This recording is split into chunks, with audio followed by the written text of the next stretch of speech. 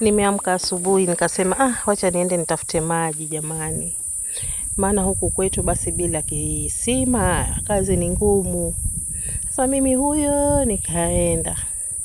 Mwenyewe naenda kuchota maji ili nijitayarishe. Haya, napanda juu ya tangi. Ili tangi haya kuvuta maji basi nikaanza kuvuta maji. Katika hili tangi letu huruhusiwi kupanda na viatu jamani. Lazima viatu viache chini na uhakikishe kwamba uko msafi kabla hujapanda kwa hii tangi. Haya mwenyewe ndo huyo nikapanda. Navuta. Hili dude nalo uzito kweli. Haya.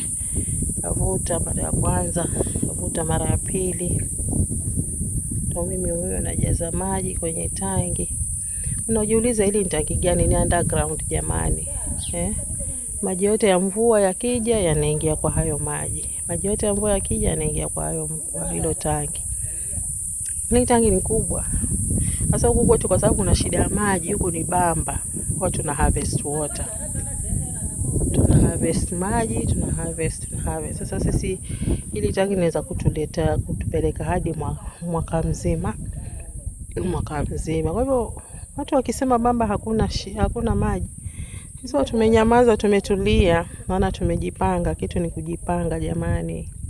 Kila kitu ni kujipanga. Haya, ndio mimi huyo navuta maji. Haya, kavuta maji nimemaliza, sasa nashuka mimi mwenyewe. Haya, nachukua sasa ya kujibandika. Nani kama mimi jamani? Kuna kama mimi jibandika. Huyo mwanamke bomba. Haya.